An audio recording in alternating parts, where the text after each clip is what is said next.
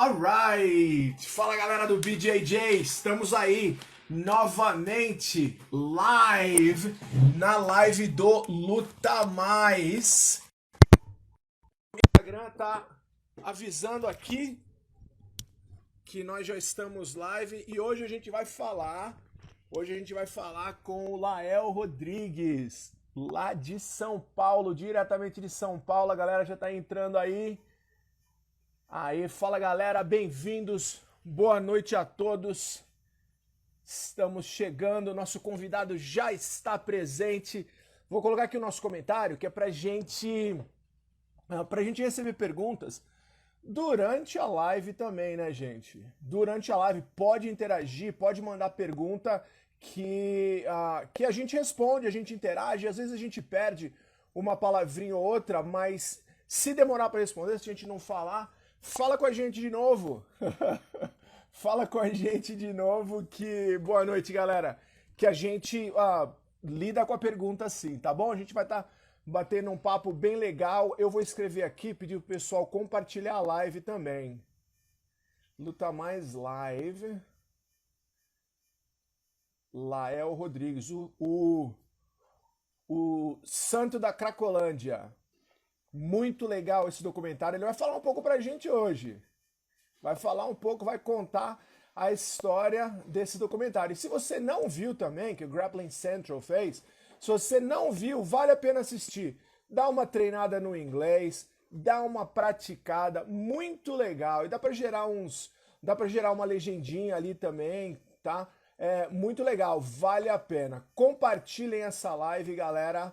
Tá? Espera ele entrar, porque aí, assim, quando você espera ele entrar, né, quando você manda a live para os outros, lá no direct dos outros, você aperta um aviãozinho aí, e aí o que acontece? As pessoas veem não só o meu rosto, mas o rosto dele. Aí a galera entra, fala, o Lael tá lá, então a gente vai entrar, vai ver como é que é essa história, o que eles estão falando lá, mas hoje ele vai contar pra gente um pouquinho da história dele. Tem material para fazer várias lives, né? Mas compartilha a live. Mas hoje é a primeira, né? Quem sabe tem uma parte 2 aí. Vamos ver. Compartilha a live. Bom, aqui. Pronto. Agora eu vou aceitar o nosso convidado, ele aqui, essa noite. Bom demais. Já tá conectando, pessoal? Tá conectando, todo mundo já orou pela internet. Chegou o nosso convidado da noite. Fala, meu querido. Tudo bem? Tô bem, graças a Deus. E você aí? Tranquilo, sobrevivendo aqui com os amigos. Afinal de contas, a gente não tá sozinho, né? Verdade, todo mundo tá passando o mesmo momento, o mesmo período. Bom demais. Lael, obrigado por você separar aí um tempinho do seu dia para vir falar com a gente aí. Né? Você tem várias atividades, vários compromissos e separou um tempinho para mim falar com a galera do Luta Mais aí. Tamo Muito junto. obrigado por ter aceitado o convite, por estar aqui com a gente. Eu queria apresentar você para a galera brevemente, eles vão conhecer mais de você hoje. Mas, pessoal, o Lael tem um trabalho em São Paulo muito legal, faz muito barulho lá. E se você não sabe, você vai escutar aqui primeiro. O Lael é o maior presente que o rugby já deu para o jiu-jitsu.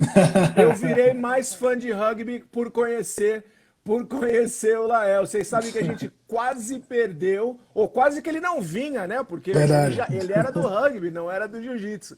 O maior presente que o rugby já deu para o jiu-jitsu, seu Lael Rodrigues. Como é Um pouquinho de exagero. Como é que é essa história, cara? Como é que o menino no interior da Bahia, você já estava no interior? Eu estava no interior, que vai exatamente. jogar inicialmente futebol americano. Como é que foi essa história? Então, eu nunca pratiquei esporte na minha vida inteira, até o finzinho da minha adolescência. Então eu era muito ruim, e você sabe, quando você vai jogar bola com os meninos e você é ruim, os caras massacram você em todos os sentidos, né? Não só jogando, mas mentalmente também. E eu falava assim, disso até hoje. Então, e eu até hoje não jogo. Nunca joguei futebol, não sei, sou muito ruim de futebol. E nunca me interessei também, falar a verdade. Mas eu tinha tentado basquete, tinha tentado até judô na minha infância, Aham. e todos eles eu mandei muito mal. E aí eu falei assim, eu preciso inventar alguma coisa onde eu tenha mais controle, né? Eu falei assim, Aham. por que que não tem na cidade? Na verdade, não tem direito no Brasil, né? Como eu, na época eu já era viciado em internet, até hoje eu sou, eu procurei futebol americano, as regras, e aí meu pai estava fazendo uma viagem, eu não lembro para onde eles, eu acho, não sei se era para Aracaju, algum lugar assim, e Aham. na estrada ele comprou a bola, porque ele já viu que eu estava empolgado com a ideia. E aí ele falou assim, vou ver se dessa vez vai, né? Você vai fazer algum esporte. E aí, quando ele voltou com essa bola, eu chamei mais alguns amigos, uns poucos amigos, que inclusive são meus amigos até hoje. Eu tinha uns 16 para Legal. 17 anos na época. E aí a gente começou a jogar um rugby entre muitas aspas, porque não tinha nada do Muitas rugby. aspas. Porque o Aham. rugby é um esporte muito complexo, muito mais que o jiu-jitsu, por exemplo. É E, mesmo? Uau. por incrível que pareça, é mais fácil você jogar futebol americano. O difícil do futebol americano é Caramba. que o material, o aparato é mais caro e, Caríssimo, né? e você precisa de muita gente. Mas se você vai jogar rugby corretamente, com todas as regras, é muito difícil. Não é à toa que todos os anos, se você joga, se você participa de competições, você precisa fazer uma reciclagem, tipo um teste de condução, sabe? Quando você vai fazer aquele teste online Sim, do sim. Detran, é bem parecido. Você precisa estar aprovado nas regras do rugby básicas para você entrar em campo. Imagina, nem para você Caramba. arbitrar. Para você ser árbitro de rugby é muito complexo também. E aí um cara viu na internet o nosso esforço e a gente falando que estava jogando rugby, mas era longe do rugby, assim, porque não Aham. dava para jogar futebol americano porque a gente não tinha nenhuma proteção, né? Correto. Então eu disse assim, o futebol americano sem a proteção é o rugby, né? Daí o que Aham. aconteceu? Uau. E daí o que aconteceu? A gente começou a jogar. Esse cara, que era de Portugal, ele foi lá no interior dar um suporte pra gente. Em E Conceição do Coité, é isso. Conceição do Coité, fica a 200 quilômetros de Salvador, Interior da Bahia. interior da Bahia. E ele Cidade. era da onde, esse Ele, coach de rugby? ele é de Portugal, ele é português, mas Aham. ele estava trabalhando em Salvador com comércio, business, essas coisas. E como ele jogou na adolescência dele, ele foi um dos caras que incentivou, né, fomentou o rugby na Bahia. Na época Entendi. existia o rugby estava com a ideia de ser olímpico ainda, foi pré a decisão da Olimpíada. E aí logo em Aham. seguida, a gente conheceu ele, o rugby entrou no programa olímpico, que ia ser a inauguração inclusive no Brasil. Então houve um interesse muito grande de montar federações e todo mundo se organizar para jogar, porque o rugby é olímpico, né? O rugby de sete é Agora é olímpico. olímpico, sim, sim. E aí era muito interessante você ter uma federação. E esse cara, ele estava querendo fomentar o rugby como um todo, né? Não só a competição, mas fazer base, enfim, e junto com outras pessoas. E aí ele deu esse apoio pra gente e foi legal porque foi a minha primeira experiência como técnico. E eu era muito novo. Eu não tinha Aham. a bagagem emocional que eu tenho agora. Então eu me Correto. atrapalhei muito mais do que acertei. Imagino. Mas foi aí que eu me apaixonei pelo esporte. Foi isso. Eu digo que foi a experiência que mudou a minha vida, da água para o vinho. Eu estava indo num caminho e conhecer o esporte mudou a minha vida. E aí depois, ocasionalmente, né, usando o esporte agora para alcançar pessoas aqui na Cracolândia, entendeu? Correto, ainda que com um esporte diferente, mas com Sim. o esporte, né? E Uhum. isso aconteceu, e a gente vê você, a gente imagina, ou até inconscientemente, que você cresceu fazendo esporte, foi sempre Não, ativo e tudo, não. mas essa transformação que você está contando pra gente aconteceu já no ensino médio. Na verdade, 15, 16 anos? não, eu tinha. Porque assim, eu terminei o ensino médio em dezembro, e em janeiro eu já estava na faculdade. Foi Aham. nessa transição, finalzinho de ensino médio e entrando na faculdade. Então até um Na pouquinho primeira mais velho, faculdade que eu fiz. caramba. É. Tava Mas eu com entrei na faculdade ali. muito novo também, né? Eu entrei na faculdade com menos de 18 anos, acho. Ou 18 anos, enfim. 17 ainda, já É, direto. foi direto. Você falou a primeira faculdade que você fez educação física. Sim, e eu estudei letras com inglês. Ajudou muito Ah, a é ser professor. verdade. É verdade, manda bem no inglês também, viu algumas É, coisas, bom demais. é, Bom demais. Hoje em dia a gente tem que saber inglês, né? Mesmo que seja o básico, a gente precisa saber sim. inglês, né? Com Principalmente o o pessoal bom do do. jiu-jitsu. principalmente o pessoal do jiu-jitsu. Tem vários amigos aí na live, eu queria dar boa noite para todo mundo. Cara, bem-vindo demais a todos vocês. Tem pai de aluno, pai de professor, já vi várias pessoas entrando. Legal. E às vezes a gente lembra das coisas que os amigos falam, né? O professor Rodrigo Cavaca tá aí na live, e uma coisa que ele sempre fala pro pessoal que trabalha lá com ele, o pessoal da academia, tem que aprender a falar bom dia, boa tarde, boa noite, por favor e obrigado. Com certeza. Nas duas línguas, em português e em inglês. Entrou aqui na escola, você tem que saber essas coisas. E ele faz questão que as pessoas aprendam a falar pelo menos o básico, para poder Sim. conversar com as pessoas, porque não é uma coisa incomum você encontrar pessoas de fala estrangeira, não só inglês, né? Mas a gente se comunica com eles. Como é a tua experiência aí em São Paulo? Eu consigo citar um exemplo. O documentário do Grappling Central, lá do podcast, foi feito em inglês, pessoal do exterior. Como é que aconteceu esse contato com eles? Como é que o documentário veio a existir? Cara, é uma longa história, mas foi o seguinte: eu consumo A live é podcast. sua. Valeu.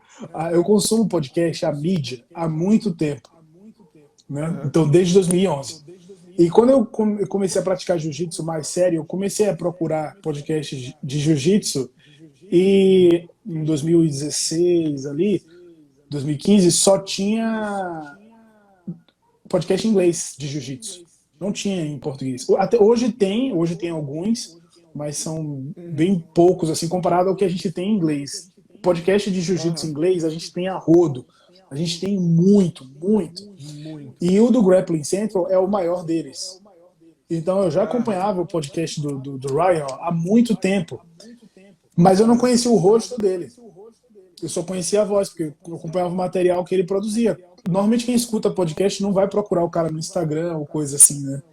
É uma mídia diferente.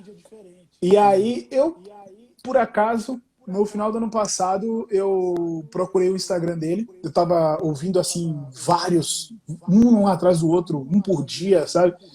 Que ele tem 400 episódios, então é muita coisa. Sim, Na dá verdade, pra ele tem mais escutar de um por dia, dois 400, por dia né? na boa. Eu fui o número 409, 410, uma coisa assim. Então, dá pra você Caramba. escutar. Aí eu tava escutando muito, eu fui procurar o Instagram dele. E por acaso eu vi que ele tava em São Paulo. Eu falei assim: peraí, velho, esse cara tá em São Paulo, mas esse cara não é dos Estados Unidos? Como assim? Aí eu mandei uma mensagem pra ele. Eu digo: pô, você tá em São Paulo? Eu acompanho seu podcast. A gente devia se conhecer, sei lá, treinar junto. Eu tenho um projeto na Cracolândia. Se você quiser conhecer, vai ser bacana. Você tá convidado. Aquela coisa assim de internet, né? Claro. E aí ele falou assim: meu, desculpa, mas Cracolândia é um dos lugares que o pessoal falou pra eu não ir de jeito nenhum. Inclusive ele fala esse documentário.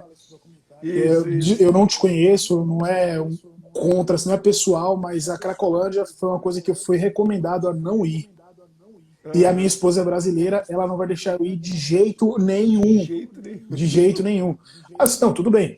Aí passou um tempo, assim, uns 2 ou 3 meses, eu treino na B9, né? Eu sou aluno do Barbosa, e eu tava lá no Tem treino e ele pergunta aqui chegou. sobre ele já. Ah, legal. Tem pergunta aqui sobre o Barbosa com você já. A gente vai perguntar já. Legal. Continue, por favor. E aí ele chegou no treino, aí a gente se conheceu, eu falei, pô, você lembra? Eu mandei uma mensagem assim, a gente trocou muita ideia nesse dia, conversamos muito em inglês. A esposa dele estava junto, depois a gente saiu para almoçar do lado da academia. E aí, beleza. Eu tinha feito convite, ele já tinha ficado assustado, eu ainda brinquei com isso, não forcei a barra. Depois de um tempo, a gente começou a trocar ideia, WhatsApp, Instagram e tal, ele falou assim, cara, eu tô interessado em conhecer o seu projeto, eu tô muito tentado aí, só que eu ainda tenho medo, enfim. Ele é estrangeiro, é um gringo, e ele chama atenção pro seguinte. Aí ele veio aqui em janeiro. Pra você ter ideia, eu acho que a gente treinou junto em outubro, mais ou menos. Você vê que teve um intervalo grande, festa de final de ano e tal.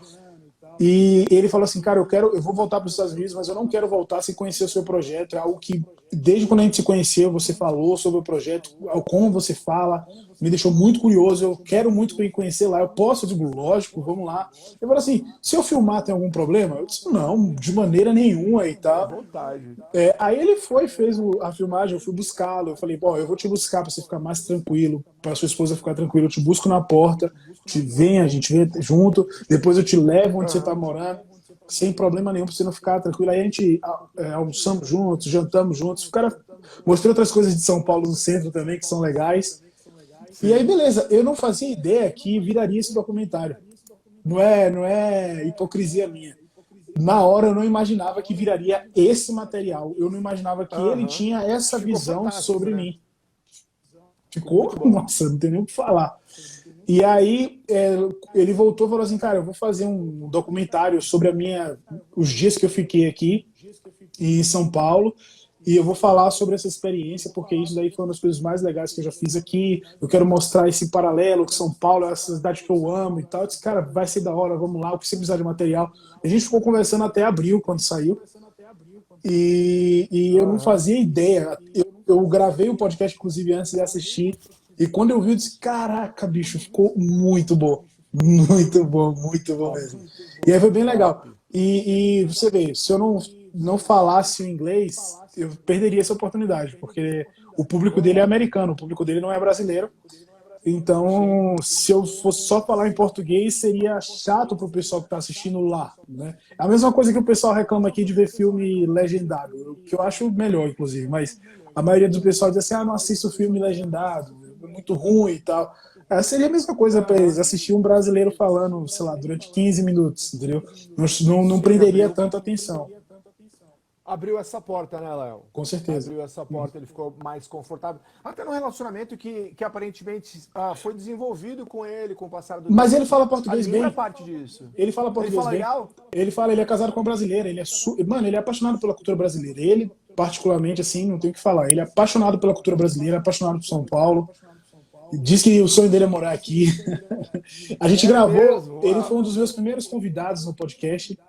Devido a essa Aham. amizade também, a gente gravou um pouco depois da filmagem aqui. Foi muito bacana, assim, sabe? Show. Show demais. Muito bom. É, assim que saiu o documentário, galera, eu não posso recomendar suficientemente. É, cara, assista o documentário. Já teve várias outras pessoas que fizeram também, né, Lael? O BJJ Club já foi aí, Sim, conversou sim, com vocês. sim. Já gravou algumas coisas ou alguma coisa para câmara também. Tá sempre acontecendo isso. É, Tem a gente já uma teve na atenção Record da algumas mídia, vezes. não é? Mas é porque Tem uma isso daí atenção da mídia aí. mas é porque não é só por conta do jiu-jitsu. Porque se a gente fosse esperar as mídias do jiu-jitsu, por exemplo, o Grappling Central fez um podcast, um documentário fantástico que alcançou um bom número de pessoas, que é um material muito bom, mas não alcança igual uma TV aberta. Por exemplo, nós Claro. fomos no programa da Eliana Aham. e a gente quase não falou de jiu-jitsu. Mas essa aparição me trouxe muito mais visibilidade do que as coisas do próprio jiu-jitsu. É estranho isso. Do jiu-jitsu. A comunidade do jiu-jitsu está aprendendo a consumir mídia agora. Então as pessoas dão muito mais valor a meme, a piada, a polêmica, Aham. do que um material assim sobre outros projetos. Eu não estou falando só de mim, tá? Quando você tem outros projetos sociais também e o pessoal faz um material bacana como esse, que tem muitos por aí, não tem a mesma repercussão do que um cara que faz um vídeo de polêmica, de uma confusão que houve no evento, ou de um meme, ou de uma Aham. reação para uma luta. Então a gente está aprendendo a consumir mídia ainda, sabe? A comunidade do jiu-jitsu. É parte da evolução, né? Da Sim, sim, sim. evolução.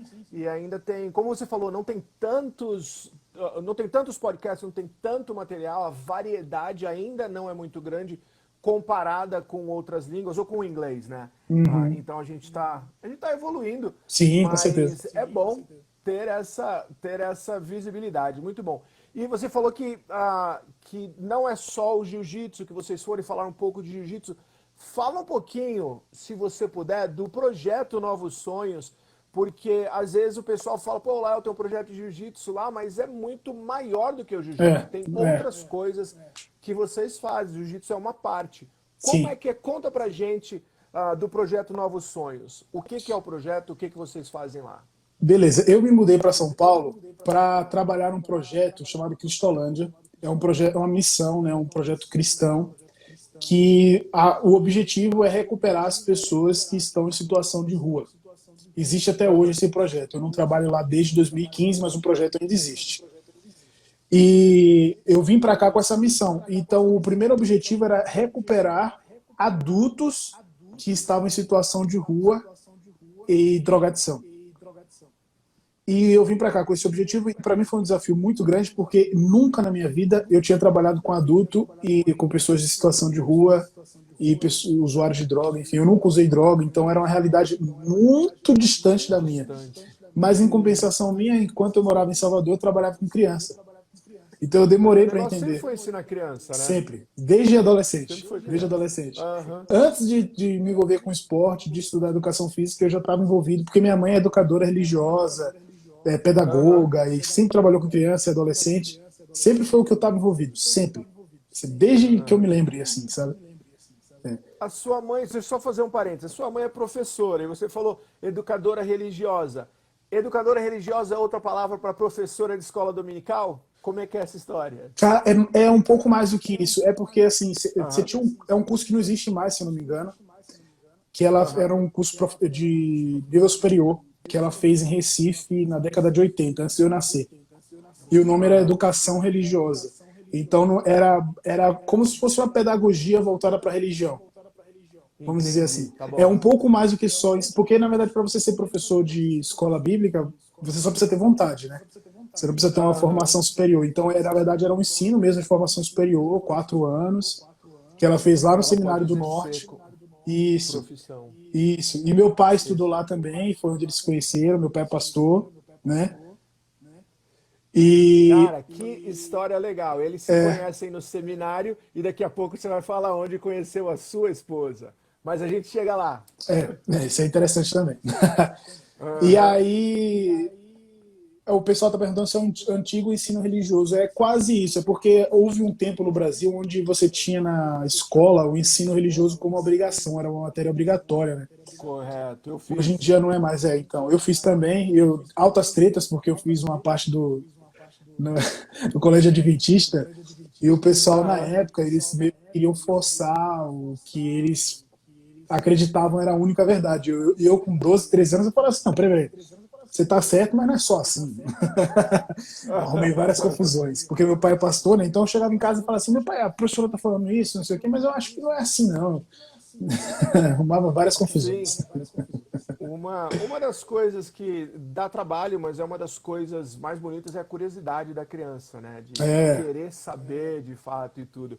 Mas continua a história. O projeto, então, sim, aí o Novos Sonhos, a história do nos meus projeto. primeiros meses aqui, o projeto Novo Sonho já existia, mas ele era tipo assim, você fazia eventos para a criançada, culto infantil, Aham. essas coisas assim. Não era o projeto como é hoje, apesar de ter o mesmo nome. E as meninas tinham aula de balé 2 vezes na semana, só. Era só balé. Só isso. As filhas do pessoal que era atendido na Cristolândia.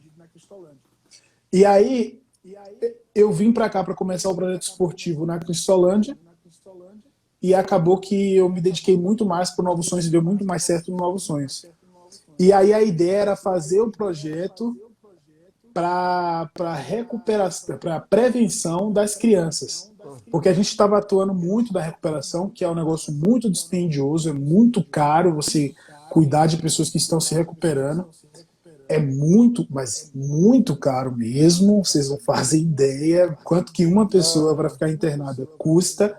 Imagine na época eu tomava conta de um dos lugares que tinham 170 homens. No total Uau. aqui no estado de São Paulo passavam de 500 homens internados. Imagine os caras tendo 6, 7 refeições por dia, pagar aluguel, enfim, era um custo absurdo. E aí falou assim, qual é a melhor maneira de você diminuir esse custo? É você ter uma boa base de prevenção. Então, se você Pegá-los previne, antes do vício. você não gasta com recuperação no futuro. E aí foi quando a gente começou a voltar os nossos esforços para a recuperação, para o trabalho com crianças. O nosso trabalho é só de prevenção, nós não atuamos com recuperação de crianças em drogadição, Aham. não é nossa especialidade. E aí foi onde eu comecei a dar aula de jiu-jitsu. Foi por isso. Porque eu tentei fazer alguma coisa com rugby e não deu certo. Não deu Não certo. rolou. Não rolou, enfim. Não era para rolar. Hoje eu entendo. Mas Aham, eu não aham. tive estrutura, eu não tive paciência, eu estava com muita saudade de casa também. E aí um professor lá do Rio falou assim, cara, você devia botar jiu-jitsu aí, que vai dar certo. Eu falei assim, vamos ver. E aí deu super certo. Deu super certo. E Deu muito você, certo. você tava aí continuando, seguindo a tua história, você foi conhecer o trabalho por conta dos seus pais, né? Você veio da Bahia, Sim. foi para São Paulo para conhecer o trabalho, mas nesse momento você não imaginava isso tudo que está acontecendo hoje. Não Não era tinha nem parte dos ideia. planos. Não tinha nem Nem ideia. ideia. E é engraçado, Veio porque eu já não ver e morava aí o que mais com meus aconteceu? pais. Pois é, Aham. eu já não morava mais com meus pais, então eu já não viajava mais com eles. Eu viajava muito sozinho e eles também sempre viajaram muito, até hoje viajam também. E aí eles iam fazer Sim. essa viagem e perguntaram: você não quer ir com a gente, conhecer lá, enfim. E engraçado que eu já conhecia a Soraya, que é minha sogra hoje, porque ela foi Aham. na igreja em Salvador falar da Cristolândia e eu estava lá nesse dia. E eu assisti ela falar sobre a Cristolândia, assisti falar do livramento que Joana teve. Mas na hora não associei. E aí eu fui associar isso muito tempo depois, inclusive. E aí quando Caiu a ficha. eu cheguei em São Paulo, uma das primeiras coisas que eu fiz foi justamente participar de uma das ações do projeto Novos Sonhos, que acontecia Aham. dentro da favela, e foi lá fazer gincana, kids game, enfim, que era o carro-chefe do projeto na época, né? Participei lá na comunidade do Moinho. Eu fiquei 5 dias em São Paulo, se não me engano. E aí, depois dessa atividade, a moça que estava à frente, que era a Joana, que é a pessoa que fundou o projeto, a gente começou a conversar assim, aí a gente se adicionou no Facebook, lá na Cristolândia mesmo, e quando foi ver, a gente tinha uma amiga em comum, que era lá de Salvador, da escola que a gente estudou. E aí falava: como é que você conhece essa pessoa? Aí eu falei assim: eu estudei com ela. Ela falou: mas não tem como, eu também estudei com ela. Eu falei: peraí, então a gente estudou junto? Como assim? No Que CAIS, no isso? Colégio Adventista, é verdade. E aí a gente Aham. começou a conversar, eu fiquei poucos dias aqui em São Paulo, né? Voltei para Salvador e a gente continuou conversando, e depois de um mês a gente começou a namorar oficialmente. E aí, isso foi em novembro, e em abril eu me mudei para São Paulo. É, Caramba, rápido o negócio.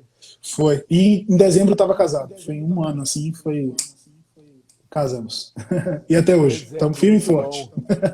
Muito bom. E com uma filhinha também, né? É a coisa mais linda, o milagre de Deus. Fez 3 anos essa semana. Aham, graças a Deus. Deu Nós o estamos primeiro casados há pedaço de bolo 7 pra anos. quem? Deu o Papai. primeiro. Que é assim, Eu ó. vi a Eu postagem. quase me atraso para a live porque eu tava dançando com ela aqui. Tá certíssimo. A gente Quase, teria quase me atraso. entendido. A gente teria entendido. Quando Mas, eu vi, Rael, faltavam você. 13 minutos para a live. Caramba! Eu também quase que me atraso. Eu coloquei pra começar a live e ficou rodando, rodando, rodando. Eu falei, Uhum. caraca, não tô acreditando. Vou Não, deu atrasar pra certo. minha própria live. Não, deu Né? certo, Ficou deu rodando, certo. mas acabou que entrou na hora. Mas você então, você vem pra São Paulo, vem pra fazer uma ação na Cristolândia e tudo, e não dá aulas de jiu-jitsu ainda, não é? Você praticava jiu-jitsu pelo cardio, né? Mais pro Uhum. condicionamento. E aí tem que reaprender tudo. Aqui eu quero fazer uma pergunta, eu não sei se ele já entra aí, mas uma das perguntas que chegaram aqui para nós, ou a pergunta que chegou aqui para nós foi a importância do mestre Barbosa na tua formação como professor, como atleta de jiu-jitsu, como ser humano também. Qual o papel dele aí nessa jornada, nessa caminhada? Eu conheci o Barbosa, eu já era faixa roxa. Eu já tinha 400 Aham. alunos no projeto, então foi por isso que a gente fez amizade logo, assim. Eu fui lá visitar porque eu Aham. gostava de treinar, eu estava competindo na época, era bem mais novo também. Aham. E o cara falou assim: ó, se você gosta de treinar forte, você tem que ir nesse treino de meio-dia. Eu fui, saí na porrada com todo mundo lá, foi muito legal. Aí E sim. quando terminou o treino, a gente foi almoçar, e nesse dia ele foi. Ele não costumava ir. E aí o pessoal falou: olha, ele tem um projeto na Cracolândia. E aí ele, diferente do Ryan, ele já falou logo assim: eu quero ir lá, eu posso. Eu disse: lógico, que é isso. Cara. E na época o projeto era bem menor do que é hoje. Bem menor, bem Aham. menor. E ele foi, deu aula, e foi meu primeiro contato com ele. E eu tinha um outro professor, que é um cara muito gente boa, que eu amo de coração, que me ajudou muito, mas ele não era um professor em tempo integral. Ele era um cara que é programador até hoje ele trabalha com isso, de informática, né? Faz sistema, enfim, e dava aula de jiu-jitsu.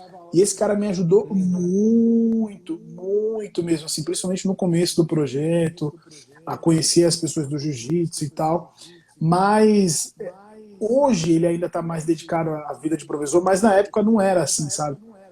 E eu precisava disso porque o projeto cresceu muito mais do que eu achava que ia crescer. E Sim. chegou um momento que eu falava assim, cara, eu preciso estar debaixo da tutela de alguém que seja um grande professor de jiu-jitsu. Muito Aham. grande, porque se o projeto crescer, crescer, crescer, crescer, crescer, a gente não vai ter problema com o crescimento. Sim. Porque eu estava enfrentando problemas com isso, com o crescimento do projeto, né? E aí foi por isso que eu fui para a B9. E assim, eu conhecia outros professores, eu conhecia outras academias, mas eu escolhi ir para lá, foi uma escolha consciente, por conta do Barbosa. Porque o Barbosa é um grande exemplo de como tratar os alunos e também de dar aula, né? Um professor assim fantástico, né? Um cara que me ajuda muito até hoje, me dá muito apoio no projeto. A gente Aham. fez um evento em janeiro, onde a gente fica 4 dias acampado com os adolescentes, e ele foi, não cobra nada, fica lá com todo mundo, sabe? É um cara que, além de ter um jiu-jitsu fantástico, de ensinar muito jiu-jitsu, é um ser humano incrível, assim, entendeu? E ele sempre me colocou para cima, sempre me apoiou. Depois que eu fui para lá, o projeto deu uma guinada para boa, assim. Eu também, Pô, coisa pessoalmente, boa. eu evolui muito, muito mais do que a outra metade da minha vida no jiu-jitsu, né? E Aham. até hoje estamos aí sem planos de ir embora. Sensacional. Sensacional. Pô, muito, muito bom. E você falou que evoluiu, eu creio que em vários aspectos, mas o aspecto técnico também. Você gosta de competir, é uma coisa que você curte fazer. Vi Sim, várias coisas, você está sempre competindo aí. Creio eu que sempre que pode, você está sempre competindo e tudo. Pano, sem pano. O negócio é sair na mão, né? sim. E, e que luta? Tem alguma luta, algum campeonato, alguma coisa que te marcou, alguma circunstância que te marcou que você guarda com carinho, guarda no coração, assim, pô, essa luta foi importante, foi um marco na minha carreira, ou algum adversário? Como é que é isso na tua história de competidor, de atleta competidor? Cara, eu comecei a competir na faixa roxa. Eu competi de azul. Aham. Na roxa eu competi no meu primeiro ano assim muito. Eu ainda estava na outra equipe. E aí quando eu mudei para Barbosa, eu competi um pouco menos na roxa, assim, porque eu já estava meio desanimado. Que Eu fiquei 3 anos de faixa roxa. Na Caramba. faixa marrom eu competi não com tanta regularidade. E desde quando eu peguei a faixa preta, eu tenho competido assim com muita veemência. Então, eu já fiz mais de 40 campeonatos na faixa preta e eu não fiz 2 anos ainda de faixa preta. Vou fazer. Vou completar 2 anos em julho. Muita coisa mesmo. É. Aí já E vai aí, só 2 anos. só Caramba. 2 anos. Eu vou fazer 2 anos É agora muita em julho. competição, né? Muita É, competição. não foi à toa, não. Foi proposital. Mas o que aconteceu? Eu, na minha faixa marrom, eu lembro de todos os campeonatos que eu fui, acho que eu fui uns 10 ou 12, eu ganhei 2 lutas. Aham. Só apanhei. E num campeonato de faixa marrom, eu quase morri, porque eu estava com infecção no fígado, eu não sabia. Que E isso? eu fiquei mal, já estava defecando branco e mijando Coca-Cola. Tava pelas últimas. Caramba! E eu fui lutar, isso foi em março, né? E saí do campeonato, as pessoas me olhavam e falavam assim, cara, o que você tem, mano? Você vai morrer, você tá amarelo, o que é que tá acontecendo? Eu falava assim, não, só preciso dormir, só preciso dormir. Eu cheguei no hospital, a médica me olhou, isso foi no sábado à noite, né? No domingo à noite, pós todo o rolê de campeonato. Ela Aham. olhou pra mim e falou assim, você vai ter que ficar internado. Eu falei assim, ué, você nem triscou em mim? Você tá brincando, pô, Aham. que brincadeira é essa? Não, fiquei internado uma semana, isolado, e aí isso daí me fortaleceu muito. E isso foi em março, e aí eu fiquei um tempo me recuperando, e Sim. eu ia receber minha faixa preta em julho. Então eu falei assim, nossa, olha que reviravolta, né? Já vai ser um ponto alto. No dia que eu Aham. recebi minha faixa preta, eu tinha marcado uma viagem missionária. E aí eu fiquei dividido, eu falei assim, mas eu conversei com o Barbosa, eu disse, mestre, é o seguinte, o senhor falou que eu ia graduar agora em julho, mas eu já tinha essa Aham. viagem marcada, inclusive foi depois de março que eu marquei, comprei a passagem, tá tudo certinho. Então minha viagem foi no dia 12, a graduação seria no dia 13 de julho. E aí eu fui, fiquei 16 dias lá, em paz, tranquilo, assim, eu fiz minha viagem missionária, fiz tudo que eu tinha ido. Inclusive, eu fui lá falar de jiu-jitsu e como você pode usar o jiu-jitsu para evangelizar pessoas, cuidar de pessoas, enfim. Aham. Aham. Foi o objetivo da minha viagem. Então, eu estava super em paz. E aí eu voltei e fui graduado. Isso no último dia de julho, primeiro dia de agosto ali. E aí eu fui lutar no Chile. Minha estreia de faixa preta foi no Chile. Tá congelando um pouco. Lael, congelou só um pouquinho aqui. Pronto, deu. E aí você foi. Você foi na viagem, estava tranquilo, foi de consciência tranquila, e aí congelou um pouquinho. Deu pra. Tá me ouvindo agora? Porque eu acho que aqui tá travado ainda. Agora eu acho que voltou. A gente está te ouvindo bem. Ou eu Peraí, tô um te ouvindo segundo, bem? um segundo. Claro.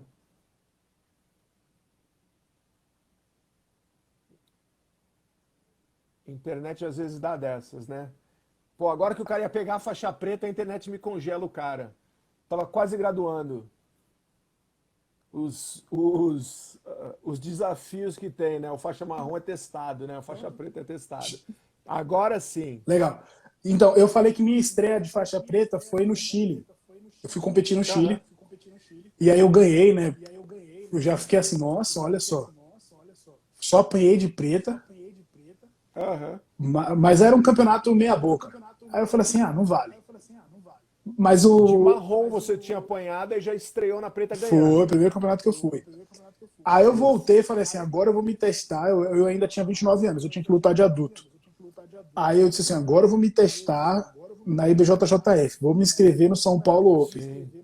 Me inscrevi para lutar. Na véspera do campeonato, isso no mesmo ano, foi 2018, eu tive uma convulsão tão forte que eu fiquei 3 horas me tremendo, mas foi de estresse. É coisa do Que trabalho, enfim. isso? E eu não Aham. consegui lutar. Eu fui no médico, o cara falou: você tem que ficar em 48 horas em repouso. Isso era tipo na véspera da competição. E eu já estava na semifinal. Não consegui lutar. Isso em setembro. E aí eu falei assim: meu Deus do céu, que ano maluco, né? Meu pai Doideira. amado. Aí eu me inscrevi para lutar em Doideira. Curitiba em outubro. Campeonato da IBJJF. Eu luto sempre de pesado, até 94 quilos. E aí eu me inscrevi, disse, não, agora vai, tem que dar certo, tô treinando, fazendo dieta, tô focado, vou lá. E aí eu vi que o Herbert Santos, tinha se inscrito de super pesado. Aí eu falei Aham. assim, cara, na moral, se eu tenho a oportunidade de lutar, e lutar com um cara que foi campeão mundial em 2017, eu vou subir de Sim. categoria. Aham. Subi de categoria e fui lutar. No dia ele não foi, e nesse dia, só nesse dia, eu fiz 3 lutas para ser campeão. E nesse dia eu ganhei mais do que eu tinha ganhado tudo de marrom. Só nesse dia. Num dia só. Foi, e aí foi muito legal.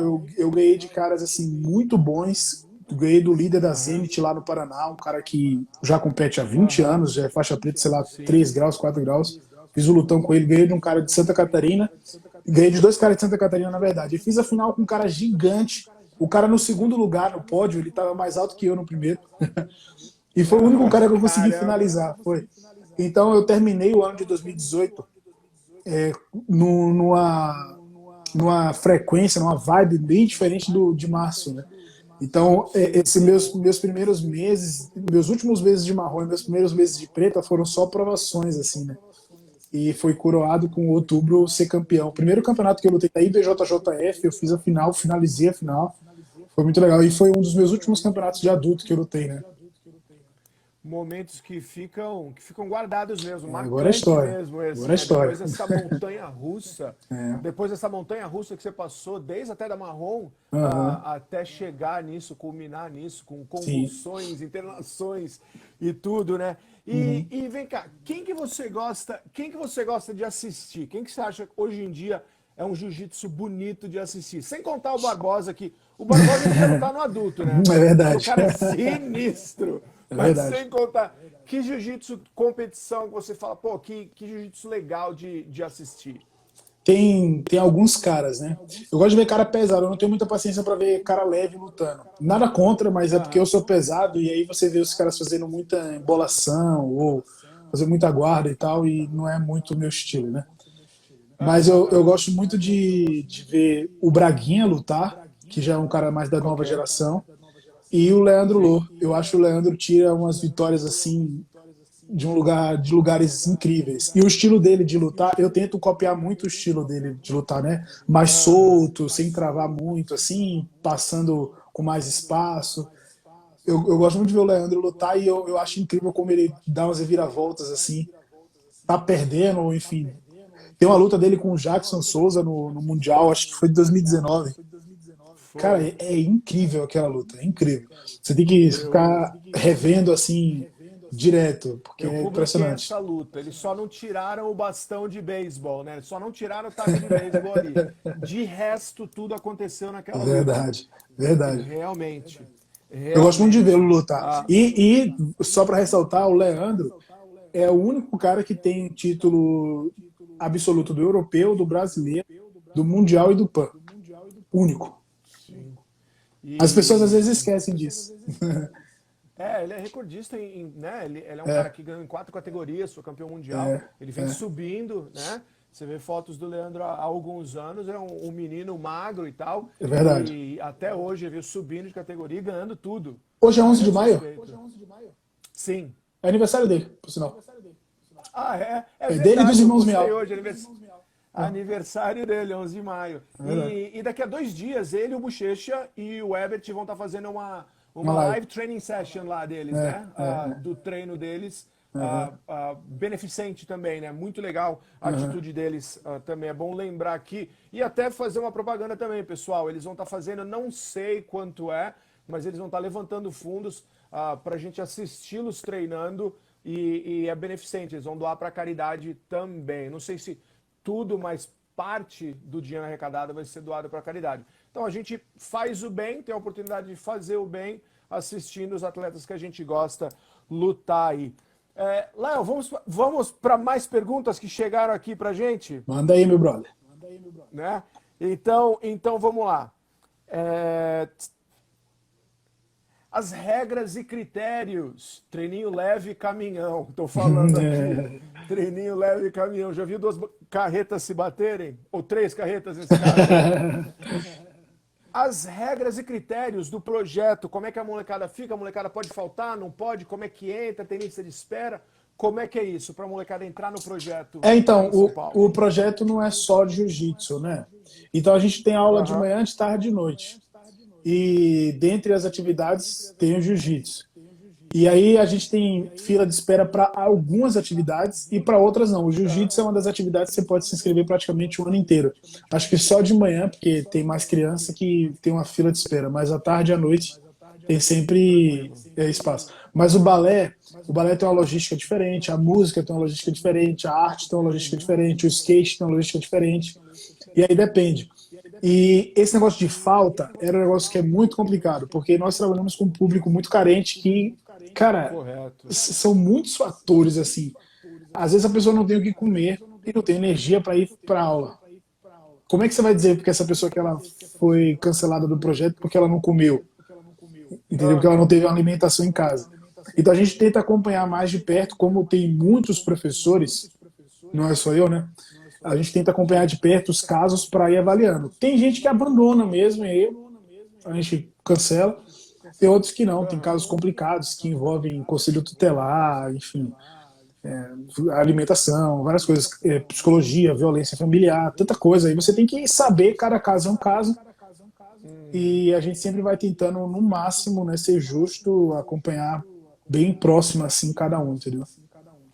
Demanda uma certa atenção, né? E graças a Deus Muita. vocês têm uma equipe boa, têm Sim, apoiadores, inclusive apoio psicológico, né? Vocês têm sim, o apoio sim. psicológico disponível, Tem, né? Você pode tem. tratar da criança nesse aspecto.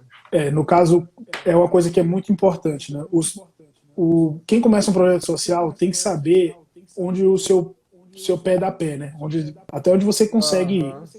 Então, Sim, sim. eu me tornei um professor de jiu-jitsu, eu não me tornei um psicólogo, eu não me tornei um assistente social. Então, essas são coisas que fogem da minha alçada como professor. E se eu tento fazer o Correto. papel desses profissionais, eu posso estar atrapalhando a vida dessa pessoa, entende? Então, Sim. a gente tem assistentes sociais e nós temos também psicólogos, né, para acompanhar os casos mais graves, porque é muita criança, né, são mais de 600 crianças, não dá para acompanhar todos. Sim. Então, os casos mais graves a gente tem um acompanhamento, enfim. E os profissionais fazem o que cabe a eles, né? Excelente, cara macaco no seu galho, todos trabalham na sua área, dando o seu melhor. Muito bom. Nós temos um projeto aqui, o Luta Mais tem um projeto, o Luta Mais Vargião, que é uma cidadezinha perto daqui, na verdade é bem perto, né, do plano piloto, não demora para chegar lá e tudo, né, aqui em Brasília, e é um projeto semelhante, é um projeto Realizando Sonhos, que Ah, também legal. tem outras disciplinas, os nomes se parecem aí, e tem uma equipe de professores de jiu-jitsu, mas é uma parte, né? Tem também várias outras coisas, também com a questão do lanche, questão de outras disciplinas, né? Para manter a molecada ocupada, o trabalho não só técnico, mas de valores também. Sim, E a gente vê uma certa necessidade também, uma carência de trabalho de apoio psicológico, apoio em geral às famílias dos alunos. Como é que vocês lidam com isso aí? Existe isso? Como é que vocês oferecem sim. esse apoio, Cip? Sim, então, como a gente conhece, né, a gente vai conhecendo, a criança chega, aí começa a ser atendida. Aí a gente tem vários gatilhos, assim, a gente oferece refeição para as famílias, a família pode almoçar no projeto, aí nessa refeição a gente conversa, conhece melhor, e aí a gente encaminha Aham. para os psicólogos as histórias que a gente vai conhecendo mais graves. E aí a gente tem várias outras atividades que não envolvem esportes, que é o PG, que é o Papo de Garota, e também tem o Papo Reto, que é o com os meninos, né? Nesse Muito bom. momento, os nossos professores, eles conseguem ter uma conversa muito mais profunda com os meninos e conhecer a realidade. E esse, como é um grupo menor, com um professor, esse professor depois às vezes vai visitar a casa desse menino, Olha que legal. e aí vai desenvolvendo esse relacionamento. Aí você conhece o pai, aí você chama o pai para um café. A gente tem um encontro mensal com as mães. E aí são as psicólogas e as assistentes sociais que conduzem esse encontro, que é um café, chama para um café um sábado à tarde. Então vai lá tomar um chá, comer um biscoito e conversar. E aí a gente também, nessas conversas aí, a gente tem um encontro só com as mães novas, adolescentes, que é uma coisa, Aham. infelizmente, é comum. Comum. Então, infelizmente, é uma realidade. A gente não tem que julgar, a gente tem que se adaptar à realidade.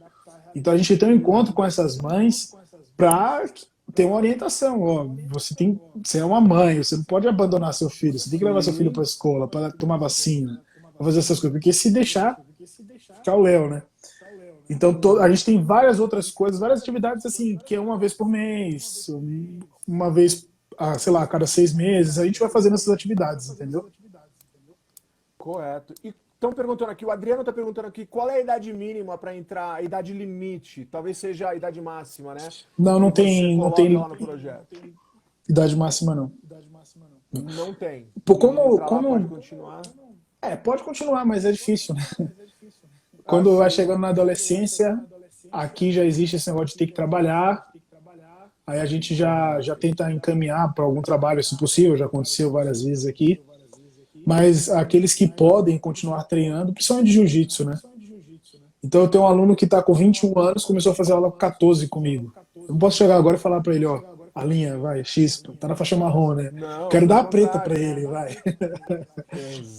Então, Exatamente. aí vai se Professor, virar adaptando. Eu professor. sempre falo para eles, já não é mais o foco do projeto. Tá na faculdade, tá trabalhando, tá para casar, faixa marrom, já deu certo com ele. Ele vai Já lá deu fazer aula certo. de jiu-jitsu. Se a gente puder ajudar com alguma outra coisa, a gente ajuda, tipo uma cesta básica, enfim, Aham. se precisar. Mas o foco do projeto são sempre as crianças, né? Crianças e os adolescentes mais novos ali, né? De 13, 14 anos.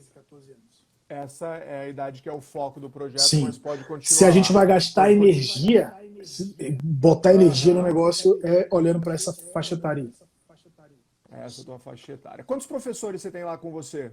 Cara, ó, deve chegar nos 100 É por aí. mesmo? É, é porque tem um pessoal que tá lá todo dia, de manhã Aham. até de noite, isso daí vai dar umas 15, 16 pessoas.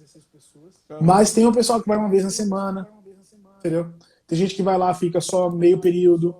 Tem gente que vai lá e ajuda na cozinha, entendeu? Tem gente que vai lá só para ajudar na limpeza. Fazer Então uma você equipe tem, aí todo mundo está trabalhando com o mesmo objetivo, né? com o mesmo Passa de objetivo. 100 assim Muito fácil. bom. passa de 100 fácil. Uau, imagino. Imagino, muito bom.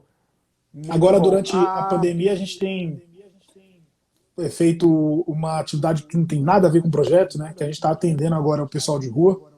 A gente tem dado marmita, essas coisas. E, por exemplo, nesses 50 dias de... Na verdade, são 42 dias de atendimento, nós já entregamos mais de 60 mil marmitas aqui Que na região da legal. Cracolândia. E Só no dessa... centro de São Paulo. É só na Cracolândia aqui.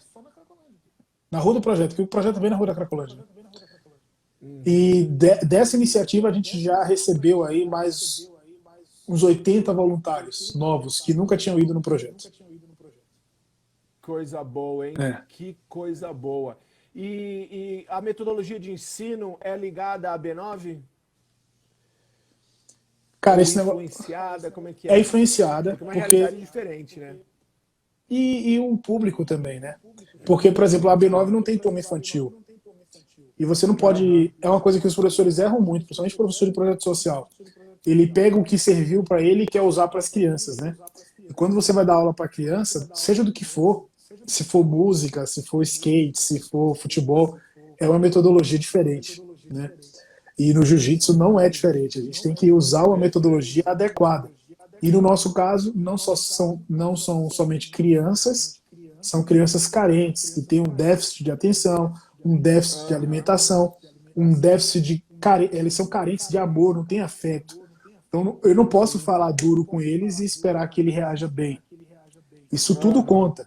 Então a gente tem uma metodologia que foi desenvolvida a partir do método científico mais antigo. Sabe qual é? Experiência. Tentativa e erro. Tentativa e erro. Errei muito, ainda erro às vezes, mas no começo eu errei muito mais. Hoje em dia eu já tenho essa noção. Então, depois de 8 anos agora, eu tenho essa mentalidade. Quando eu comecei o projeto, ninguém me contou isso. Ninguém me te avisou, contou. Ninguém me avisou. não te deram um manualzinho, tá tudo perfeito, a receita de bolo. Exatamente, é. Você vê como é, que Hoje em coisa. dia, quem está aí, né? que tem um projeto, já pode pegar isso aí e se adaptar. E outra, uma coisa muito importante, nós não temos que colocar pressão nos nossos alunos para que eles rendam no jiu-jitsu. O jiu-jitsu é a ferramenta, sabe? Ele não vai sair dali, tudo bem que se ele sair vai ser excelente, mas fera no armlock. Porque não é um objetivo. Não é o objetivo do projeto social, sabe? O objetivo do projeto social é usar o jiu-jitsu para incluir essa criança na sociedade, para que ele encontre o seu lugar na sociedade, né? Seja indo para a escola, seja encontrando uma vaga de trabalho, seja tendo uma alimentação todos os dias, é para que ele sim seja inserido na sociedade, não fique à margem. Se ele vai se tornar um bom lutador, isso é um efeito colateral. Sim. É um efeito colateral. Sim, o jiu-jitsu como ferramenta de inclusão social, né? Sempre, sempre. Né? No seu caso aí, com as pessoas que vivem à margem da sociedade pela questão do vício em vários aspectos, né? Mas o jiu-jitsu inclui na sociedade de várias outras maneiras também, né? A criança que é tímida, a criança que não se acha o suficiente, a criança que não tem coordenação, o jiu-jitsu vai dando uma autoconfiança para essa criança. Também, sabe o que é muito louco? Adultos também. Por exemplo, os adolescentes que fazem aula aqui, eu levo às vezes para ir treinar na B9. E aí quando ele chega na B9, ele tem um contato com a realidade que ele não teria nunca na vida dele. Sim. Ir na Vila Mariana, numa academia legal e tal. Aí eu vou numa outra academia chique também, eu levo meus alunos, aí eu falo, ó, agora você está conhecendo que existe isso. Você está sendo inserido através do esporte. Se não fosse o jiu-jitsu, você dificilmente teria acesso a isso. Porque você não tem como pagar. Eu não tenho como pagar. então o jiu-jitsu deixa a gente ser inserido. Inclusive, tem um aluno meu aqui, o Jones, que está dando um salve aqui, ó, o Jones Anderson, faixa marrom, duríssimo.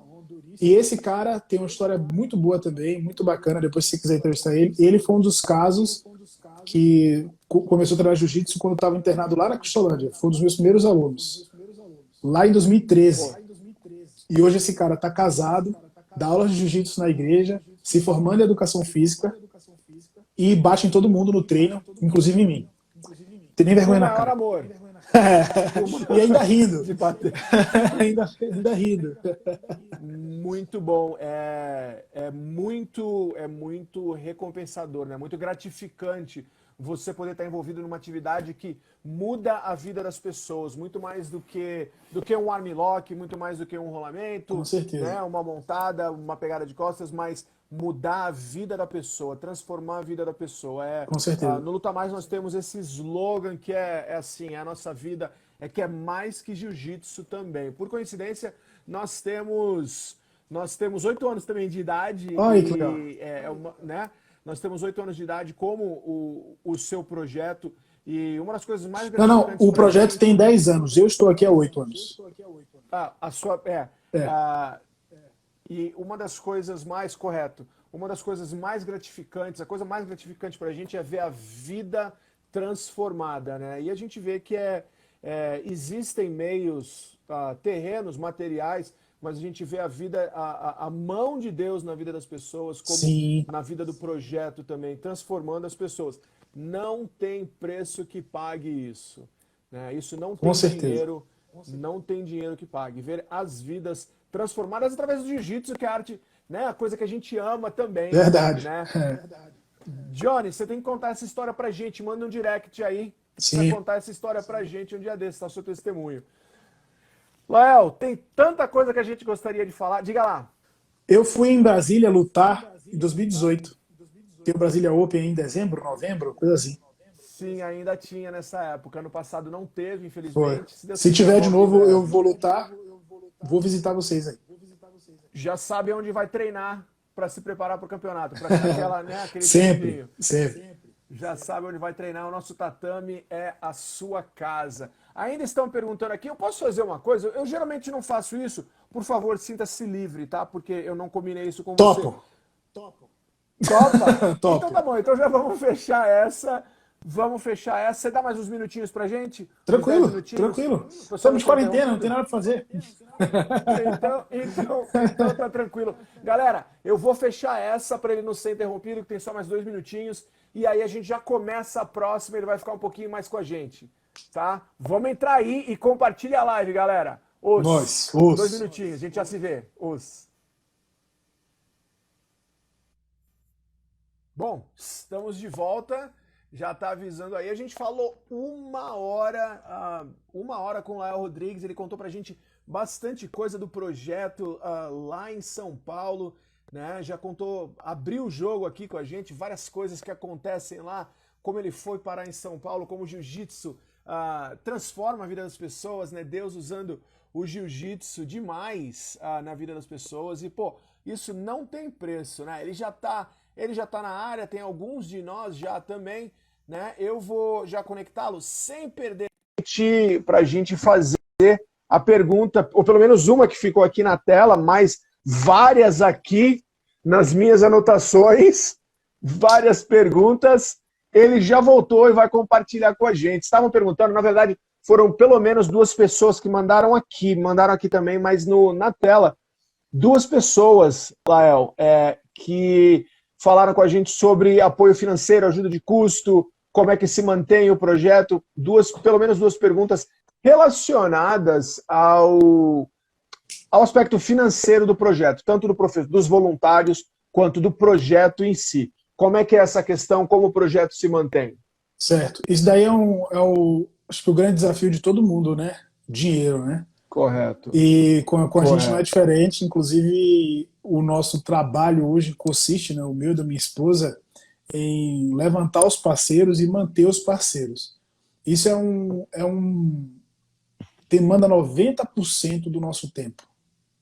Então, quando o pessoal me vê dando aula assim todo dia, eu dou aula todos os dias, né? Isso daí ocupa só 10% do meu tempo. Ou menos ainda, se duvidar. Então, Caramba! Correr atrás de pessoas que possam doar, porque tudo que a gente recebe vem através de doações, tudo. Correto. Tudo. Então, tudo que a gente levanta é através de doações, e aí a gente não tem somente uma pessoa que doa ou uma instituição só que doa.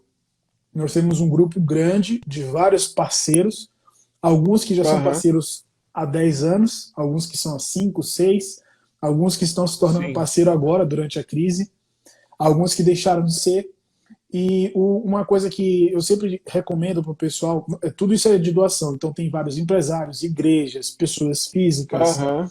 que a gente vai apresentando o projeto, a ideia do projeto, o que a gente quer com o projeto, e aí Correto. a gente mantém um relacionamento muito bom com essas pessoas. Isso é um grande diferencial do projeto.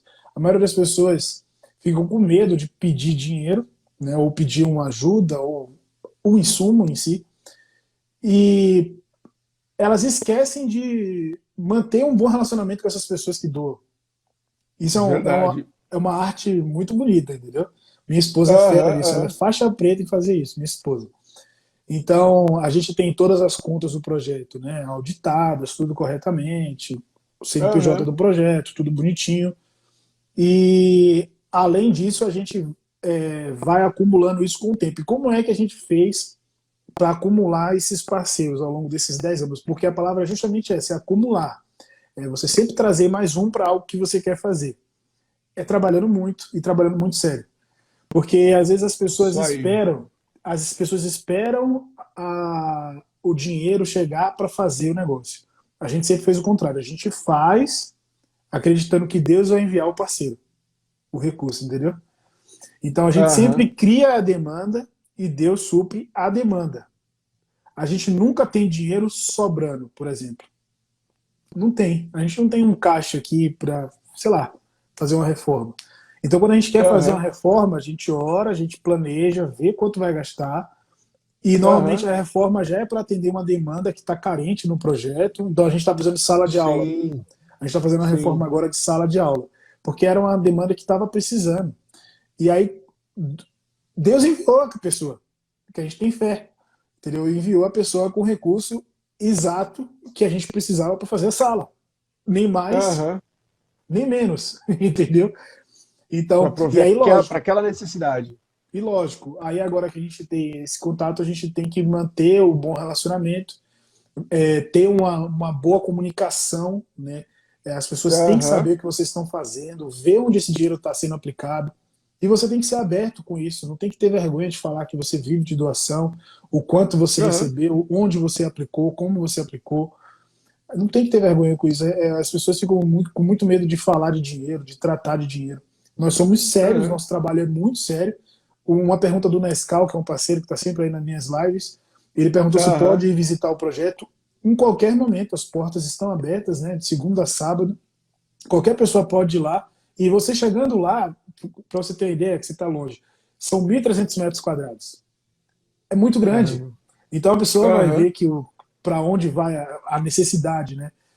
Então a gente tem Uhum. vários Os parceiros, recursos que são captados. e não só parceiros de dinheiro. Por exemplo, a gente tem um parceiro já tem 3 anos que ele é dono de uma fábrica de pão numa cidade a 100 quilômetros daqui, 70 quilômetros daqui. E ele manda os pães para Osasco e eu vou buscar em Osasco toda Pô, semana. que Então legal. ele manda mais Aham. ou menos uns 1.000 pães. Que legal. Que Entendeu? legal isso. O pessoal está perguntando se os professores recebem ajuda de custo. Alguns deles sim, alguns deles não. Então, como eu falei, a gente tem uma equipe que é fixa, essa equipe que está lá para o que der e vier, né? Todos os dias, que ajuda na limpeza, ajuda na administração. Esse pessoal recebe ajuda de custo que vem de doação, deixar bem claro. E Aham. a gente não tem nada rentável no projeto, a gente não faz renda, a gente não vende nada, a gente não tem nada assim que possa entrar dinheiro. Então tudo que entra é de doação, entendeu? E Não algum tem lucro. não tem lucro. Nem Nada para de lucro. pagar os funcionários, por exemplo. E, Entendi. e alguns deles recebem, mas vamos dizer assim, 80% do pessoal é voluntário. Ou mais de 80%, entendeu? É voluntário. Caramba. Ah, que legal. E outra pergunta que tem aqui pra gente é sobre você e sobre o projeto também. Títulos. Você compete muito, e principalmente no último ano, aí nos últimos 2 anos de faixa preta, compete muito. Mas a competição não é o foco do projeto, como você estava falando. É, Mas alguns alunos seus competem, correto? correto. O Então, projeto já, já o tivemos alguns projeto já títulos conseguiu alguns importantes. títulos, correto? Já. Fala um pouquinho desses títulos e como é que foi a experiência. Então, como eu falei, isso daí é um efeito colateral de um trabalho muito Aham, grande. Então, por exemplo, a gente tem medalhistas no brasileiro, tanto no brasileiro de kimono como no sem kimono, aham, aí campeão de absoluto do São Paulo Open, campeão de São Paulo Open, campeão de Curitiba, pô, vários títulos, né? Eu viajando esse Brasil inteiro. Isso é um efeito colateral do trabalho. Então, como a gente tem muitos alunos, a pequena parte que vai competir traz um bom resultado. Então, quando o caraca, pessoal que vê. legal. Porque o pessoal vê assim, nossa, o pessoal foi lutar o brasileiro, a gente vai lutar o paulista em 20, 25 pessoas. Aí pensa que isso é o projeto inteiro. Na verdade, isso é 3% do projeto. Sim, sim, Porque assim, tem o Novos Sonhos, que é onde eu trabalho, e tem a Cross Jiu-Jitsu. Né? A Cross Jiu-Jitsu é um sim. coletivo de projetos sociais, como o Novos Sonhos, né? Que utilizam jiu-jitsu Aham, em suas modalidades, nas suas dependências. sim, Por que surgiu a Cross Jiu-Jitsu? Eu penei, como eu falei, eu errei muito, porque eu não tinha um professor para me orientar, né? Quando eu comecei o projeto. sim. A Cross Jiu-Jitsu é justamente para ajudar quem quer começar um projeto social com o jiu-jitsu. Então, a gente tem 9 filiais. O Jones, que é faixa marrom, é responsável por uma delas, e a gente tem outras que funcionam ou em igrejas ou em instituições Aham. que, enfim, dão aula de jiu-jitsu. Compraram a ideia. Pois é. E, não, de novo, não é rentável. A ideia é justamente apoiar essas pessoas para que elas tenham capacidade de dar aula de jiu-jitsu. Aí você imagina, de Sim. 9 filiais, cada filial com mais ou menos 80 alunos, você vai tirar aí uns 5 ou Você 6 está que vão falando competir aí. bem, entendeu? Sim. Uns 10 que vão competir bem. Então é muita gente, muito adolescente, entendeu? Graças a Deus. Mas, de novo, não é o foco. Inclusive, alguns deles, quando já aconteceu isso, né, começam a se destacar e querer levar o esporte mais a sério, eu encaminhei para a B9, para que ele possa Aham. viver do esporte, porque lá são pessoas que estão com esse foco, entendeu? Eu não tenho esse foco. O jiu-jitsu não é meu ganha-pão. O Sim, jiu-jitsu é meu esporte, é meu hobby, entendeu? correto. Então não é meu Mas ganha-pão. alguns deles Não... podem se profissionalizar, né? E é a Talvez ideia, seja né? o deles. A Que é a profissionalização, ideia. a profissionalização não é um dos objetivos do projeto social, você deixar esse moleque com a Pô, profissão, porque ele não pode ser um atleta, um aham. professor de jiu-jitsu, não é isso? Por que não, né? Por que Pois é. não? Excelente. E qual experiência interessante você já teve em campeonato com os seus alunos, em termos de transformação, em termos de ganhar, perder, aprender lição, né? Campeonato é um negócio que mexe com a gente, né? Uhum, sim, Quais são muito. experiências interessantes que você pode citar para a gente, compartilhar com a gente? Eu gosto muito de viajar. Eu sou um cara que Aham, amo viajar. Inclusive, em 2019, eu participei de 34 campeonatos, quase todos eles foram fora de São Paulo, e eu levei meus alunos comigo. E o que eu acho mais interessante não é o fato somente de lutar, porque você tem aquela experiência ali, aquela adrenalina, enfim, você sai na porrada de verdade, mas você, aham, uma aluna que viajou comigo ano passado, 17 anos, ela conhecer vários estados do Brasil por conta do que jiu-jitsu. legal. E aí você lembra que eu estava falando de que muitos deles vão às vezes numa academia chique, né? Sim, E imagine só você ir num outro estado do Brasil, coisa que você não iria nunca na sua vida, só para lutar jiu-jitsu. Foi no Rio de Janeiro mais de uma vez, foi em Curitiba, foi em Vitória no Espírito Santo, foi em Salvador. Acho que foram esses lugares que ela foi, né? Fora, aham. imagina, com 17 anos de idade. Essa Já eu viajou acho mais que que eu, pô. eu acho que essa experiência é muito mais rica do que a experiência da competição em si. A competição é legal, Aham, mas aham. essa experiência de conhecer outras culturas, de conhecer outros lugares, de conhecer outras pessoas, de ver o mundo, né? Depois que expande para conhecer o mundo, já era. Essa pessoa não vai mais Já era. aceitar nunca que essa realidade é a realidade que tem que ser dela, porque é o que as pessoas querem Uhum. entregar. Que você que mora aqui na Cracolândia, você vai ter que conviver com isso pro resto da sua vida, o que não é verdade. Entendeu? Não é Então agora ela verdade. conheceu. E esse ano já teve uma viagem muito legal. O único campeonato que aconteceu esse ano, né? Nós fomos para Curitiba, e aí eu levei um aluno meu Sim. que é muito próximo, que é o Diego. Diego fez 15 anos em dezembro, mas ele é meu aluno desde quando ele tinha 9 anos. E desde quando eu comecei a viajar para competir, que eu sempre planejei com ele olha, assim que puder, assim que você for juvenil faixa azul, que é quando tem competição fora, né? Você vai comigo. Aham. Assim que tiver, você vai comigo. Ano passado a gente ficou um ano inteiro falando, planejando, Que ele iria. que ele ia. E aí quando foi em fevereiro agora, ele foi, lutou, perdeu a competição, não ganhou medalha, Aham. mas esse menino ficou Aham. tão feliz, né? Porque ele pôde ir, participar, se envolver, entendeu? Tá comigo, e eu tá com ele também. Pô, foi algo assim fantástico, De poder ver isso. E né? vidas transformadas? Pô, Pessoas que você viu aí, eu vi algumas, né? Estudando o sim, projeto, você começa a olhar, a pesquisar, você não quer parar mais, né? E eu é, vi alguns meninos falando, alguns testemunhos. sim. Conta um deles aí pra gente, até como o próprio Jones também, Jones, né? né? Só, Que você só mencionou. um parêntese aqui, o pastor Décio, ele é amigo do meu pai desde quando eu era pequenininho, ele tá aí na live, lá de Delcio Salvador. Pimentel, muito Isso. bem-vindo, pastor. Ele é, ó, Obrigado por estar com a gente. ele me viu, acho que eu tinha, sei lá, uns 8 anos de idade, 7 anos de idade, me conhece desde essa época aí, imagina. Aham, que E ele, legal. e ele começou um projeto lá, comentou aí que começou um projeto lá em Salvador com jiu-jitsu agora. Parabéns, pastor. Tamo junto. Muito bom. É, Muito bom. realmente, são muitas histórias de transformação. Muitas delas hoje em dia não treinam mais jiu-jitsu e eu não me importo com isso. Aham, Foi uma coisa que eu demorei para processar, de aceitar que nem todo mundo ia ficar no jiu-jitsu. Mas eu aham, tenho correto. alunos que estão na faculdade de Direito. Ele treinou até a faixa azul, pegou todas as faixas Aham, coloridas, treinou até a faixa azul. E assim que ele pegou a faixa azul, treinou mais um aninho, passou na faculdade de Direito, está na metade do curso. Então, o menino tem muito 20 bom. anos, está na metade do curso de Direito, imagina, novinho. De novo, era uma realidade que ele não conhecia antes e o Aham, jiu-jitsu instigou isso nele. Eu tenho um outro aluno que conseguiu uma bolsa para ser atleta da Mackenzie, da Universidade Mackenzie aqui, por conta do jiu-jitsu. Ele é pô, aluno que do bom. bolsista do Mackenzie por conta do jiu-jitsu. Eu tenho um outro aluno que entrou também como bolsista da Uni Santana por conta do jiu-jitsu. E vários outros casos parecidos com o do Jones, de rapazes que se internaram, treinaram jiu-jitsu e casaram, enfim, estão vivendo sua vida de boa, sabe? Sem Aham, drogas, só porque passaram assim no projeto como um todo, né?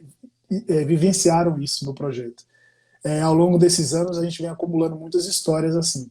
Histórias de meninos mais novos também, que davam muito trabalho em casa e hoje em dia se dão bem com os pais. Entende? Eu tenho vários casos assim, que eram desobedientes, brigavam muito, batiam muito de frente com os pais, aham. e hoje são super amigos dos pais, pessoas que treinam junto, né? Mãe e filho que treinam juntos e começaram a se dar melhor por Cara, conta do jiu-jitsu. São muitas histórias, graças a Deus. Eu tenho essa alegria de viver isso, né? isso que eu ia falar, que alegria poder escutar essas histórias, né? É, E o jiu-jitsu em si, você mesmo, eu creio que você tinha um certo preconceito, uma certa distância, um pé atrás com o jiu-jitsu. Isso ainda existe? Você ainda encontra algum tipo de resistência com o jiu-jitsu? Não, isso daí é muito violento. Aqui sim, a gente já vive com violência. Ainda rola, sim. você tem que educar as pessoas? Todo lugar que eu vou, basicamente, falar do jiu-jitsu, toda igreja que eu vou, e o pessoal fala, Novos Sonhos tem um balé. O balé, oh meu Deus, aquela coisa linda, porque o balé realmente, Aham, plasticamente, é lindo, né? É lindo, minha esposa dá aham. aula, enfim. É muito mais fácil aceitar o balé. Aí, quando você fala de jiu-jitsu, o que vem automaticamente depois mas não é muito violento para ensinar para as crianças? É automático, né? Aham. Acho que a pessoa nem filtra, assim. Né? E o pior é que a pessoa tá falando na sua cara, ou seja, nem é na internet, né? Não é É nem por olhando para trás, né? Não é nem você. pelas É, costas.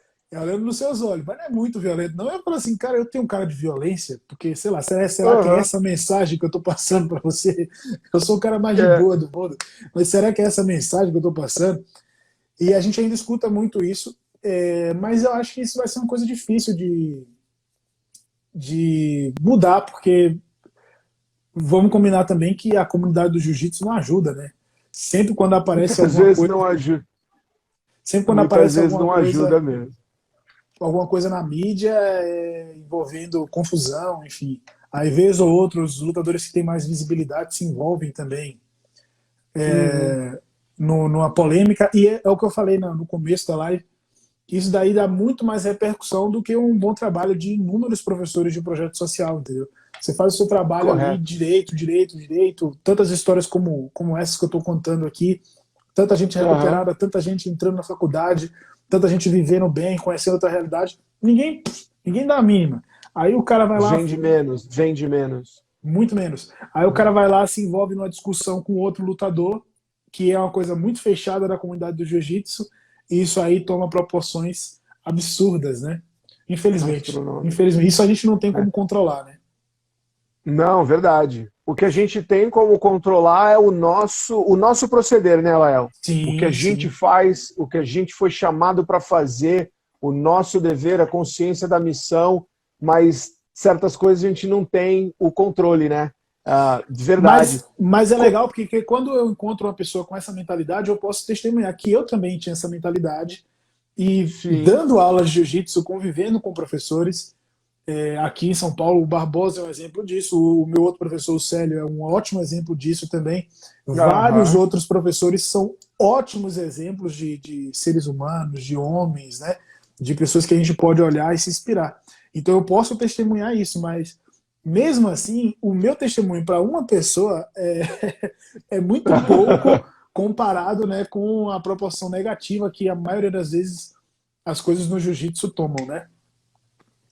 Sim, e é isso que a gente está fazendo aqui hoje, contando essa tua história. Essa história tem que ser contada, né? Há histórias que Sim. têm que ser contadas e a gente vai contando o máximo de vezes que a gente puder. E o teu preconceito, como é que foi que o teu preconceito com o jiu-jitsu, como é que era? Que tipo de preconceito? Era violência? Como é que foi que ele foi caindo até o momento que você não só começou a praticar, mas acabou sendo professor da arte? Como Então, se deu essa transição? o que aconteceu foi porque eu estava no rugby, né, ainda lá no interior da Bahia, e eu conheci um professor de judô, um cara fantástico, assim, muito gente boa. Aham. Eu tenho contato com ele até hoje, foi o meu primeiro sensei de judô. E eu falei para ele que meu condicionamento físico estava horrível e eu precisava melhorar o condicionamento físico. Ele falou: você devia treinar judô, enfim, vai te ajudar, vai te ensinar a cair, essas coisas. E eu falei assim: Aham. nossa, parece ser bacana mesmo. Daí eu fui, comecei no judô, e quando eu comecei no judô, esse professor tinha uma dificuldade com o jiu-jitsu. Mas eu entendo, porque na época, na cidade lá, a cidade tinha 60 mil habitantes, 70 mil habitantes, algo assim, 65 Aham. mil habitantes. Cidade pequena, ele dava aula lá há 30 anos, então todo mundo, quando via um Sim. kimono na rua, associava ao Sensei Vlatson. E aí teve Claro. uma época, uns 2 ou 3 anos antes de eu começar a treinar rugby lá em Coité, onde uma galera do jiu-jitsu fazia Aham. questão, né, de deixar uma péssima imagem. Os caras De usavam aprontar. drogas, os caras usavam drogas e não escondiam, iam para as festas que tinham na cidade, arrumavam confusão, entendeu? Os caras cometiam, sei lá, que é uma coisa até, entre aspas, comum, né? Pegar as meninas novinhas no interior, entendeu? E aí gerava uma repercussão negativa absurda para o pessoal que estava Aham. usando o kimono. Então, ninguém sabia a Ah, diferença de jiu-jitsu e judô, todo mundo já falava mal. E aí já associava automaticamente ao Sensei Blatson, que não tinha nada a ver com a história. E aí ele tinha uma dificuldade muito grande com o jiu-jitsu, e aí, de certa forma, ele passava isso pra gente também. Então, esse era o sim. contexto. Eu tinha uma péssima imagem do jiu-jitsu por conta dessa realidade que eu tinha em Coité. Eu voltei para Aham. Salvador, que é a minha cidade, e quando eu cheguei em Aham. Salvador, ao invés de melhorar, eu conheci pessoas que pioraram a imagem que eu Uau. tinha. Um professor Aham. lá, enfim, o cara só falava besteira no tatame. Era um cara que, enfim, não, eu acho, né, que não tinha como ser professor. Inclusive, ele mesmo falava que a arte marcial acabou com a vida dele, o judô deixou ele pobre, e que o jiu-jitsu era bom. E o cara tinha uma academia, já era um coroa, bem coroa mesmo, sessentão, e amargurado com as histórias da vida dele. E aí passava isso pra gente. Aham. Hoje eu tenho uma inteligência emocional para entender esse contexto, mas na época eu não entendia isso. Na época E não, você era jovem. eu com 19 anos, né? Então eu fiquei com isso na minha cabeça durante muito tempo, que jiu-jitsu não é legal, judô é bom, jiu-jitsu não é legal. E tudo cooperou para que isso ficasse muito enraizado. E quando eu cheguei em Sim. São Paulo, eu cheguei com essa mentalidade. E quando eu conheci o faixa preta lá do Rio, eu falei assim, cara, me desculpa. O cara era gente boa, mas eu falei assim, meu, me desculpa, eu não sei se é bom, não sei se vai dar certo, não sei se é legal, vou ter um monte de porém. E o cara, esse foi o primeiro, o Ricardo Chaim, que é missionário lá em Portugal, com o jiu-jitsu hoje em dia. Já tem 6 anos que ele tá Sim. lá. Esse cara foi o primeiro que serviu para quebrar esse meu preconceito, já quebrou um pouco. Aí logo depois que a gente começou o projeto, eu conheci o Célio, que foi meu professor até eu ir pro Barbosa. E o Célio foi um cara assim, pô, exemplo, entendeu? De ser humano, de seriedade, de dar aula, de chegar junto contigo e tal. E aí eu fui Uhum. quebrando. E lógico, eu conheci o Célio, eu conheci outros professores, outros faixas pretas que viam o projeto e falavam assim, eu vou lá te ajudar, como o Barbosa fez, Aham. né? Os caras falavam, você tem um projeto? Então eu vou lá dar aula, entendeu? E aí tudo isso foi quebrando. E aí no finalzinho de 2013, no final não, no meio de 2013 eu já tinha um ano com o projeto, ainda resistente, né? Sim. Com toda a comunidade do jiu-jitsu e tal.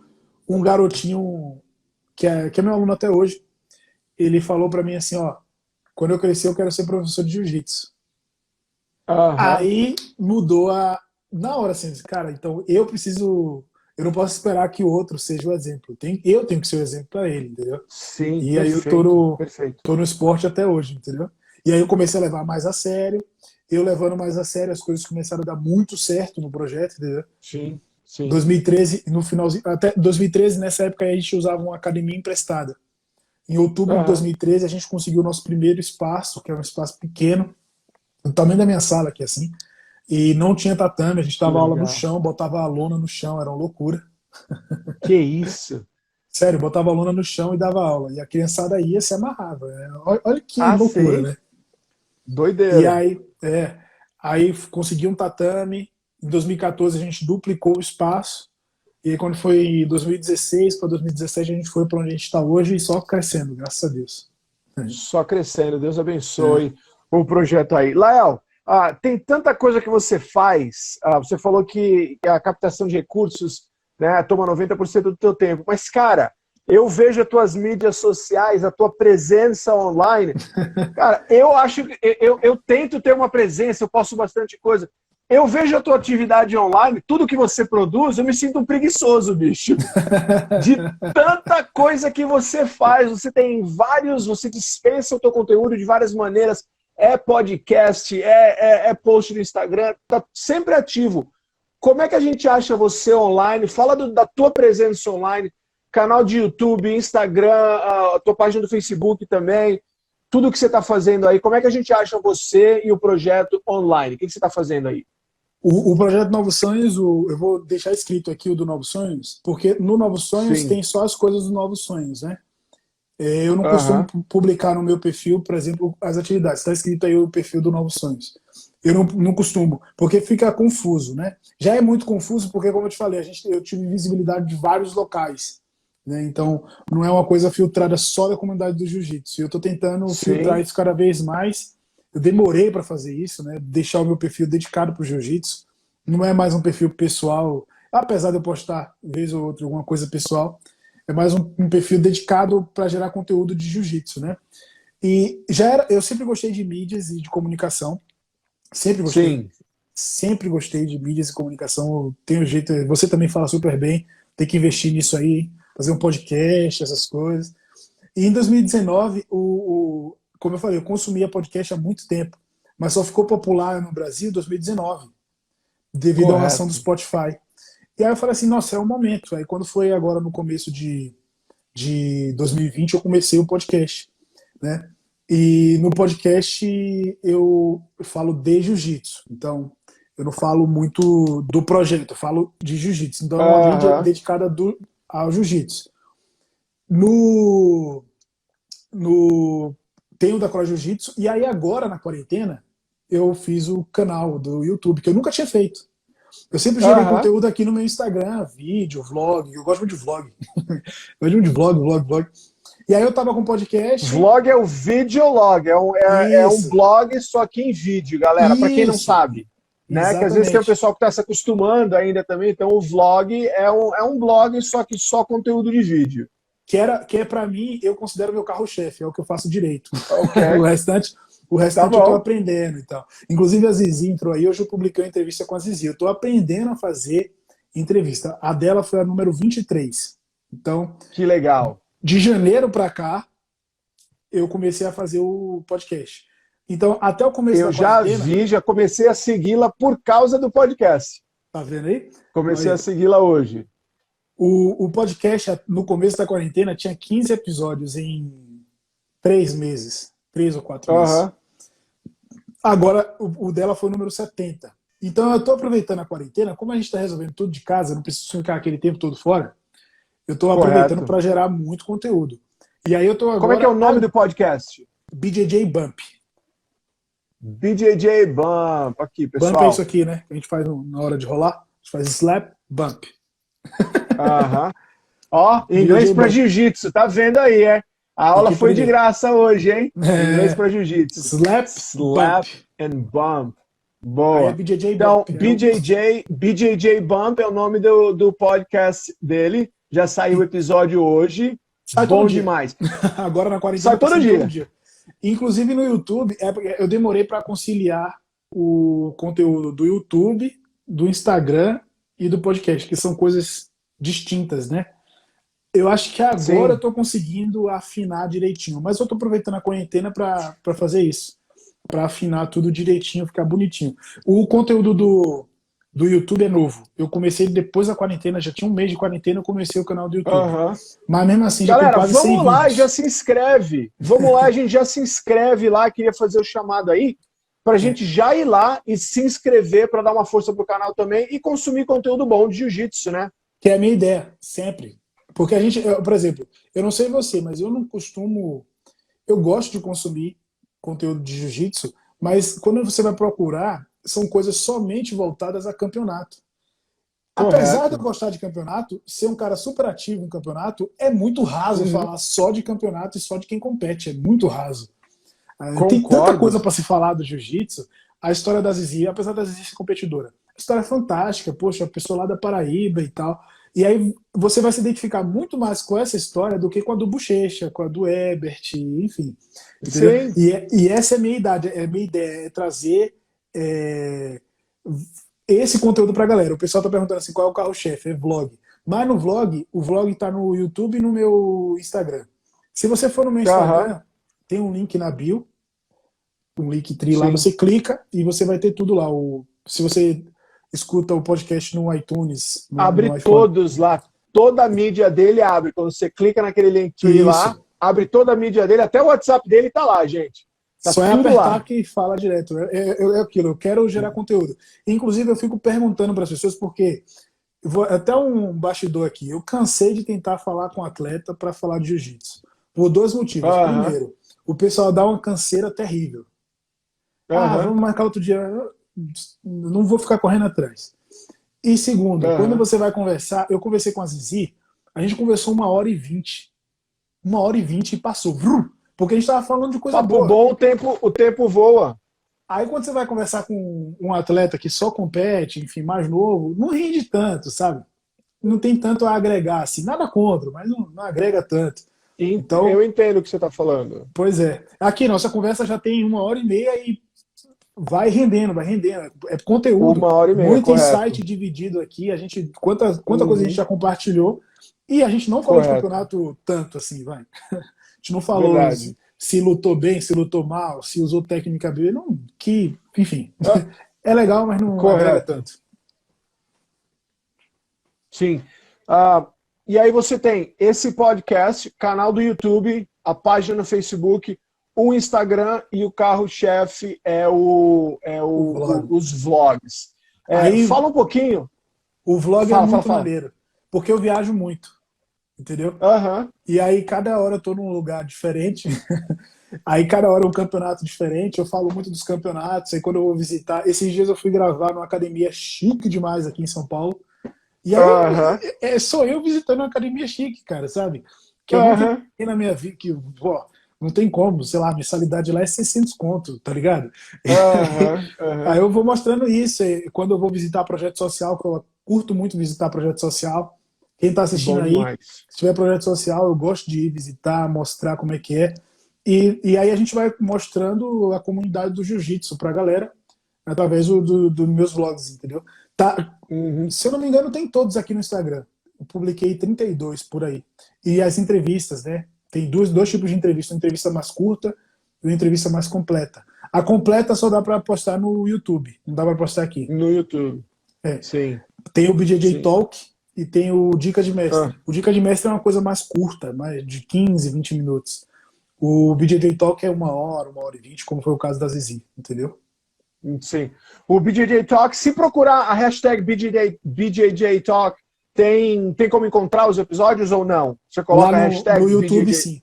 No YouTube, sim. Sim. No YouTube. Bom Aqui não vai ter demais. porque o conteúdo é muito grande, não daria aqui. É Entendeu? muito grande, né? Não, É. bom demais. Dá uns exemplos aí, a gente já está quase terminando. Dá uns exemplos dos assuntos dos episódios que você Legal. fez. Ó, Muito eu vou legal, falar, muito legal. porque assim, o conhecimento está disponível para todo mundo, certo? Aham. Vai do como você tem capacidade de absorver aquele conhecimento. Se você assistir hoje a entrevista da Zizi, você vai absorver uma quantidade de conteúdo.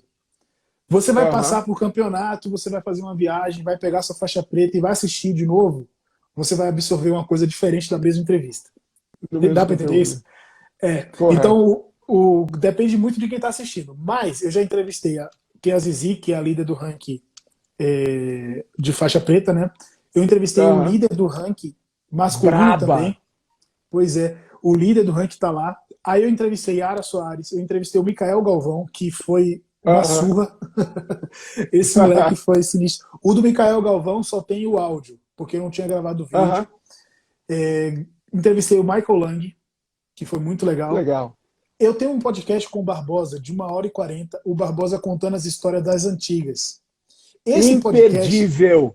esse é imperdível. Esse daí, sinceramente, Imperdível. eu acho que foi um dos melhores que eu gravei, porque foi um bate-papo assim, a gente gravou numa live Sim. aqui do Instagram, 1 hora e 40 de conversa, sabe? Dois amigos conversando e ele falando sem censura, tudo que o Barbosa não tem censura não, ele fala tudo. E tá muito legal. E tem um da história do jiu-jitsu que tá no podcast, que inclusive eu Aham. fiz até um questionário, quem quiser responder, depois testar. Muita pegadinha. O Testar o pessoal acha, conhecimento no Gil. o pessoal acha que conhece a história do jiu-jitsu e quando vai lá ouvir, diz assim, nossa, sempre tem alguma coisinha mais para aprender, né? Vamos dar uma afiada. E tem o de inteligência emocional, que eu gravei com o Marcelo Bertolassini. Tá tudo no podcast. Muito bacana. Esse de inteligência emocional, ó, foi no começo da quarentena. Eu escutei de novo ele, não sei se foi ontem ou se foi anteontem. Porque eu tava precisando dessa recarga. Até para enfrentar a própria quarentena, né? Exato, porque a gente falou muito sobre isso, de disciplina, para o lutador, nesse momento que você não está treinando, como você vai enfrentar as consequências da quarentena. Olha a Raíssa aí. A Raíssa é aluna do projeto lá na Zona Leste. Oi, Raíssa. Tudo bom, linda? Eu ia dar Saudade um de oi você. para a Raíssa. Eu ia dar um oi para a Raíssa agora também. Oi, Raíssa, bem-vinda aí, bem-vindo. Pessoal, muito obrigado por vocês terem ficado com a gente também. Lael, a gente está encerrando aqui, a gente já está 1 hora e meia, como você falou. Eu queria agradecer em nome do Luta Mais e meu nome, claro, por você ter passado esse tempo com a gente, ter separado esse tempo para doar para a gente. Eu queria terminar com o meu agradecimento e tudo, mas eu queria terminar com você deixando o seu recado aí para a galera. Por favor, a live é sua, se despede para a gente. Gente, primeiramente, muito obrigado. Obrigado, meu querido, pelo convite. Eu me sinto muito honrado. E se é o que eu falei, se é para falar de jiu-jitsu nesse aspecto aqui, sempre conte comigo, tá? Eu quero sempre adicionar a comunidade com o que eu puder ter à minha mão disponível. E obrigado a todos que participaram. Se puder acompanhar lá o conteúdo, eu agradeço muito, tá? O canal no YouTube, enfim, podcast. E uma coisa que eu sempre peço ao pessoal é para me dar o feedback, porque eu preciso saber o que vocês estão achando disso aí. E no mais, fiquem com Deus. Lembre sempre que o caminho do jiu-jitsu é difícil, é tortuoso, e a gente não pode desistir. Da mesma forma que Jesus fala que a gente teria aflição nesse mundo, né? A gente tem. Da mesma forma é quando você vai começar a treinar jiu-jitsu. Não é só um mar de rosas, não. É difícil, é doloroso, não é de mentirinha, é de verdade, né? Não tem como você fingir que é do jiu-jitsu, ou você é de verdade ou não é. Tatame não mente. Não mente, exatamente. Mas a maior característica que a gente pode desenvolver é ser indesistível. Uma coisa que eu sempre falo para meus alunos, é o meu modo de vida. A gente não pode desistir, porque é difícil. Eu contei para vocês aqui, né? Quase morri 2 vezes num ano só. Em um ano só. Mas fui lá e não desisti, fui campeão e até hoje não consegui reproduzir de novo a minha performance naquele dia. Tô tentando, mas não desisto. Vou chegar nesse nível de novo. E fiquem com Deus, né? Obrigado pelo convite, tá bom? Pessoal do Luta Mais, tamo junto. Contem comigo aí, viu? Obrigado, professor, amigo. Nosso professor está falando aqui. Nós estamos esperando a sua visita no Luta Mais. E o nosso professor está. Eu tenho família em São Paulo. Vou me comprometer aqui em público de que em uma das minhas visitas a São Paulo, irei visitar o projeto. Não vejo a hora. E o nosso professor, idealizador do nosso projeto, também falou que espera a sua visita e que se esforçará para visitar você também. Um abraço. Se me convidar, eu vou. Se me convidar, eu vou antes do campeonato, hein? Ó, mas Varjão. Bom, já deixou o recado aí. Eu vou, qualquer época do ano. Eu adoro. Então Demorou. Tá feito, já deixou o recado. Fechado. Aí. Obrigado, essa gente. Conversa continua no direct. Abração, fica com Deus. Deus abençoe a você, a sua família, abração, seu projeto. Amém. Valeu, professor. Amém. Até mais. Obrigado. Tchau. Pô, que coisa fantástica, né, galera? Que coisa fantástica o Lael ter passado esse tempo com a gente. Eu queria agradecer a vocês que mandaram perguntas, que interagiram, que ficaram na live. 1h30 de ideia com ele. Essa live vai ficar aqui por 24 horas e a gente vai tentar também, assiste, já compartilha. A gente vai tentar também publicar no nosso canal do YouTube, que está aceso novamente, e também aqui no Instagram. Um abraço para vocês, boa noite a todos, fiquem com Deus.